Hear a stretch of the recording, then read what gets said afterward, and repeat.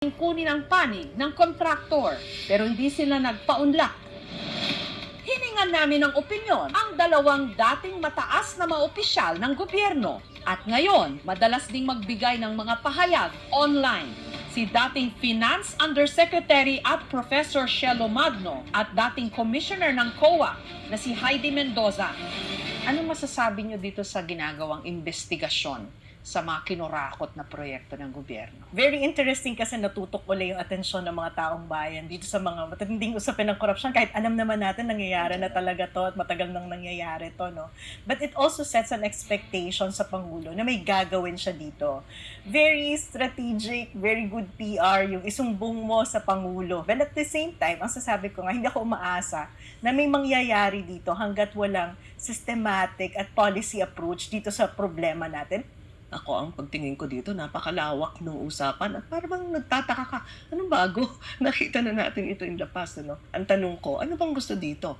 Magpakulong para may managot? Parang hindi ako makapaniwala na may makukulong. Nagsimula ito sa mga maliliit na forms ng katiwalian na hindi natin pinapansin, na hindi natin inaalam. Kasi lulubog na tayo sa baha. Kaya Oo, ngayon, nabigla tayo. very active na yung mga tao magbantay. Pero nakapanlulumo po yung mga naririnig nating Tunay. bilyones, trilyones, flood control projects, pero binaha pa rin po tayo. Bakit nagkaganon? Ang laking perang ginagastos ng gobyerno. Pero palpak naman, wala namang umubra.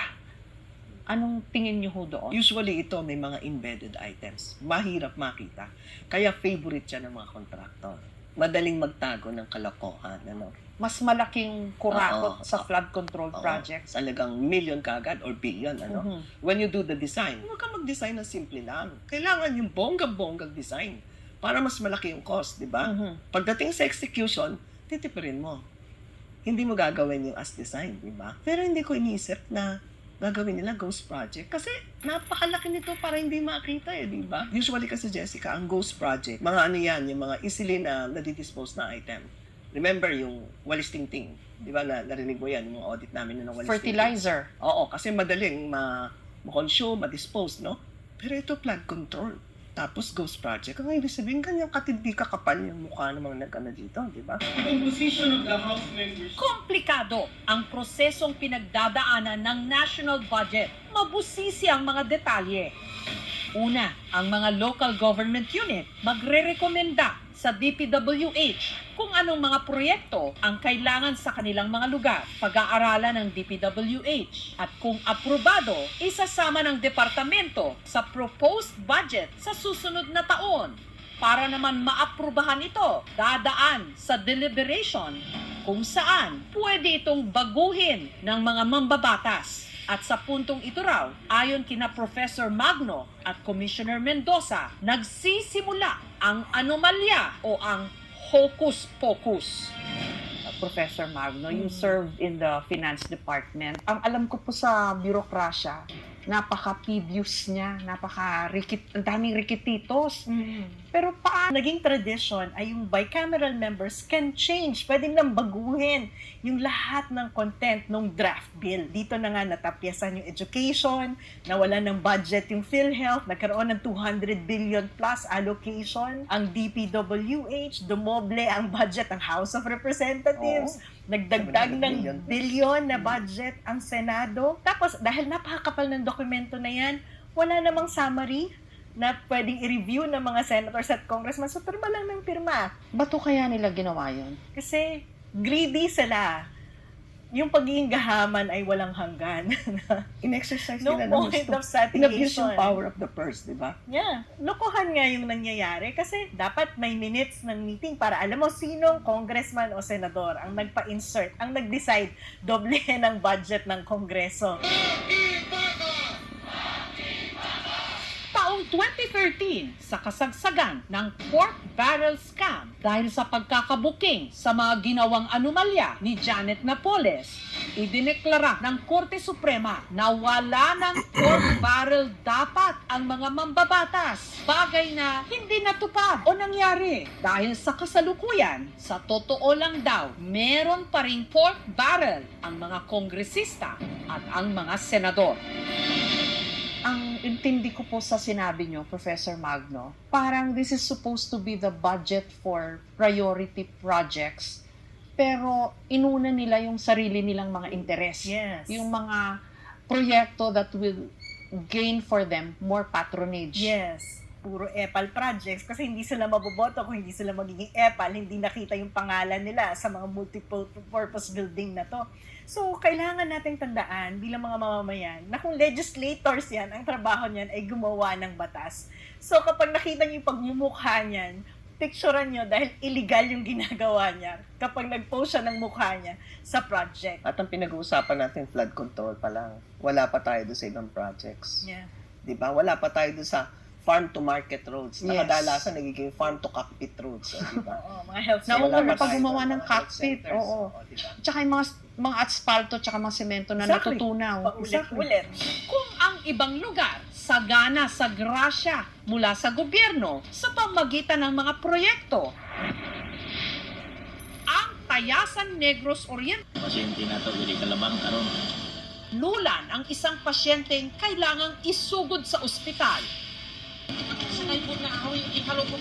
Oh, Nung ligtas silang nakatawid ng ilog, ang pasyente isinakay hindi sa ambulansya, kundi sa motorsiklo.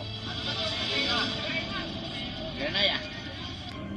Kwento ni Jerry, pinagtulungan daw nilang itawid sa ilog ang kamag-anak niyang si Araceli na nooy naninikip ang dibdib. Gidala namin sa ospital kay grabe, dili man sa mukaon. Amo ang gusto nga mabuhi pa ba. Hindi nga lang daw naging madali ang kanilang kalbaryo sa ilog. Nasira kasi ang kanilang tulay nung humagupit ang bagyong Odette taong 2021 at mula noon, pahirapan na ang pagtawid sa rumaragasang ilog. Delikado kayo kay maanod ka, di patay po ka. Emergency kayo, di banta naman, bisag delikado kayong alagyan. Pero maba, ginlapawan, di amin nag-agi. Nagpapasalamat pa rin sila na nakarating si Araceli sa ospital at ngayon, nagpapagaling na. Yung tulay na ginawa, sir, maliit lang, sir. Parang hindi tulay, parang spillway lang, sir. Kunting baha lang, sir, hindi na mapakinabangan, sir. The OCD went here to inspect the damaged bridge. Pina-forward nila sa DPWH for program of work and for funding. Palagi ako nag-remind sa kanila na kumusta na yung request for the construction of a new bridge here sa Barangay Bago. Sinasabi nila na for funding daw. Ang panawagan ako, maayaw na ng tulay, parang maayaw pag-agi. Pasyente na to, dili kalabang karon. Bunsod ng mga naglalabasan ngayong kinorakot di umano na mga proyekto. Nag-utos si Pangulong Bongbong Marcos Jr. ng lifestyle check sa mga opisyal ng gobyerno. Lahat po na ehekutibo, miyembro ng ehekutibo ay ready. Pati pa ang Pangulo. Sa palagay nyo po, sincere yung ating mga legislator sa pag-imbestiga dito sa mga kurakot projects when theoretically they could be involved? Ako hindi.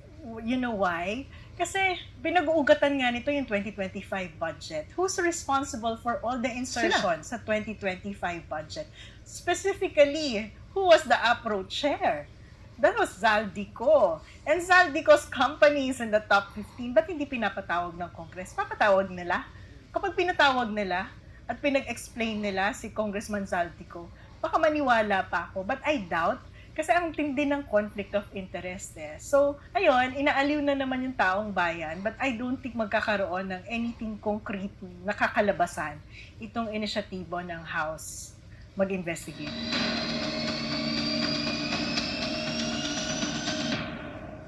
Merong mga contractors na tumakbo under party list. May listahan ka na, Professor Magno? Yes, tinitingnan ko yung mga profile ng party list. Inisa-isa ko sino yung mga nanalo eh. Meron doon anak ng contractor mismo. Magkakaroon lang ng bunga yan kung magkakademandahan sa korte at may ebidensya. Tama po ba? Kasi itong ginagawa ng Kongreso at House, hindi naman siya within the formal ng isang formal investigation. Ang fraud audit natin bago ma-release 3 taon.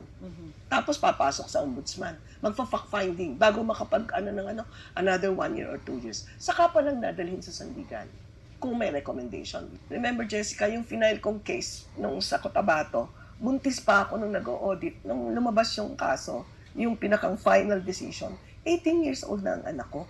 So, kung titingnan natin ito, by the time na mag-audit ang COA, to the time na mapunta sa ombudsman, to the time na magkaroon ng hearing, baka dalawang presidente na ang meron tayo. Hindi ka pa panipaniwala kung yung presidente mag-iimbestiga eh. Paano kung mga kamag-anak niya i-report sa kanya? Iimbestigahan ba niya talaga yon? Congress? Investigating itself, medyo patawa, no? Kaya importante yung independent body. Kung walang policy at institutional change, hindi talaga kapanipaniwala na may pagbabagong mangyayari. Expect na lang natin next year, pag nagbaha uli, same conversation.